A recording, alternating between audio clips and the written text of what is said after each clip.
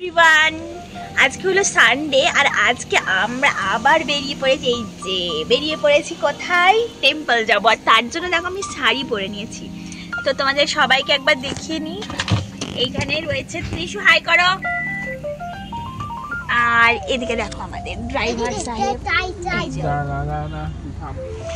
তো চলো এখন যাওয়া যাক একটা টেম্পলে। আমি নিজেও যাই না টেম্পলটা কোথায় বা কি বৃত্তান্ত, তো যেতে যেতেই দেখা যাবে। আজকে ত্রিশ সামনে বসেছে আর বকা খেতে খেতে যাচ্ছে, তো চলো যাওয়া যাক।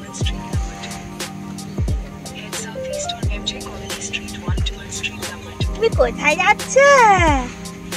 হ্যাঁ বাবা, কি হাঁটছিলে? কিছুই জানে না, এদিকে যাচ্ছে। আর আমার বরটাকে নিয়ে চলে এসছে একটা কোল্ড ড্রিঙ্কস, এখন আমরা এটা খাবো।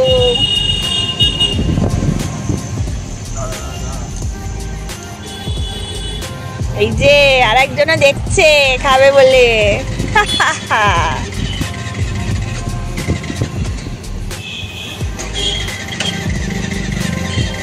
আজকে বৃষ্টি হবে মনে হচ্ছে, দেখো ওয়েদারটা, তাই না? এই যাবি না, বন্ধ করে দাও। আর তারপরে দেখো আমরা মন্দিরের কাছাকাছি চলেই এসেছি। আর এটা হলো মন্দিরের সামনের রাস্তাটা, একদম মাটির রাস্তা, আর বৃষ্টি হলে মনে হয় একদম কাদা হয়ে যায়। তো যা হোক, এখন আমরা একটু দাঁড়িয়ে ভাবলাম ফটোশ্যুট করে নিই। এই জায়গাটা এত সুন্দর গ্রাম্য পরিবেশে। আর বলতে বলতে দেখো আমরা ভেতরে ঢুকেও পড়েছি, সামনেই মন্দির। এখানে প্রচুর গাড়ি, একদম দর্শনার্থীদের প্রচুর ভিড়। সেখানে মানে ভেতরে ঢোকার জন্য বিশাল লাইন। আর মন্দির যে আসল মন্দির, সেই মন্দিরে তো মানে লাইনে যদি দাঁড়ানো হয় 2-3 ঘন্টার ব্যাপার। এদিকে তানিশা একটু শুয়েছিল, আর এদিকে আমি দেখছিলাম ভেতরের কি অবস্থা। আমরা তো ভিতরে মূল মন্দিরে যেতেই পারিনি, আমরা বাইরে থেকেই ঘুরে এসেছি। মানে আমাদের যেতে যেতে তো 3টে বেজে গেছিলো। 3টের সময় যদি আমরা লাইন দিই, মানে মোটামুটি 10টা অবধি লাইনে দাঁড়িয়েই থাকতে হবে। বুঝতেই পারছো হলে কতটা ভিড় মন্দিরের আসল গর্ভগৃহে। তো আমরা বাইরের থেকেই মন্দির দর্শন করেছি। আর তোমাদের তো বলাই হয়নি আমরা কোথায় গিয়েছি। আমরা গিয়েছি, এটা একটা বিষ্ণু মন্দির। এই বিষ্ণু মন্দির আমাদের বাড়ির থেকে মোটামুটি 50 কিলোমিটার দূরে। তো সেখানে মন্দিরের নাম হলো স্বর্ণগিরি ভেঙ্কটেশ্বর মন্দির। তো এটা বেসিক্যালি হচ্ছে বিষ্ণুদেবের মন্দির। তো আমরা ভেতরে ঢুকে গিয়েছি। ভেতরে দেখো কত লোকজন, আর প্রচুর লোকজন। আর চারিদিকে হচ্ছে প্রসাদের দোকান রয়েছে, বিভিন্ন আগরবাতির দোকান রয়েছে। তো আমরা এই সামনেটাতেই ঘোরাঘুরি করছিলাম। মন্দিরটা আসলে অনেকই বড়, আর প্রচুর দেবদেবীর মূর্তি রয়েছে, গণেশজি, হনুমানজি, মোটামুটি সব রকম দেবতারই মানে মূর্তি রয়েছে। আর তার সঙ্গে রয়েছে একটি বিশাল বড় বিষ্ণু মূর্তি। তো সেখানেও গেছিলাম, সেটা তো ভীষণই সুন্দর। পরবর্তী ভিডিওতেই আছে, তোমরা দেখতেই পাবে ক্লিপিংসে। তো আমরা দেখছিলাম চারিদিকটা। এই জায়গাটা তো সবাই আলো মানে প্রদীপ জ্বালাচ্ছে। এই হচ্ছে একটা বড় একটা স্ট্যাচুর মতো, স্তম্ভের মতো।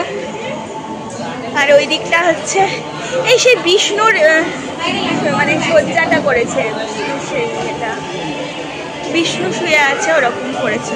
চলো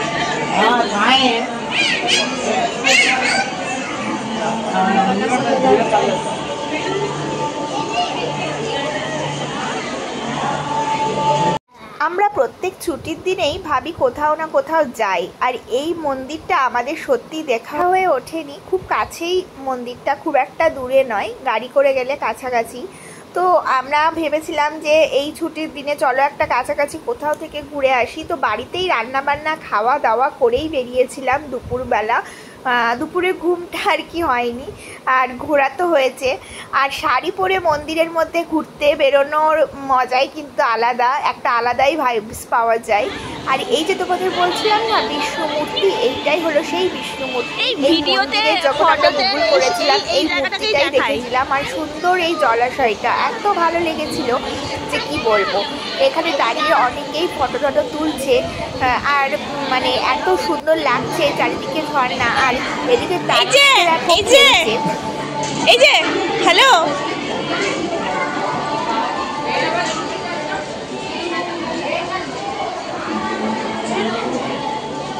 টুকি টুকি টুকি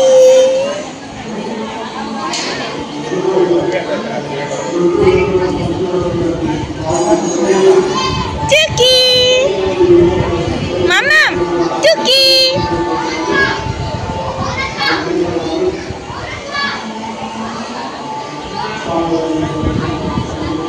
টুকি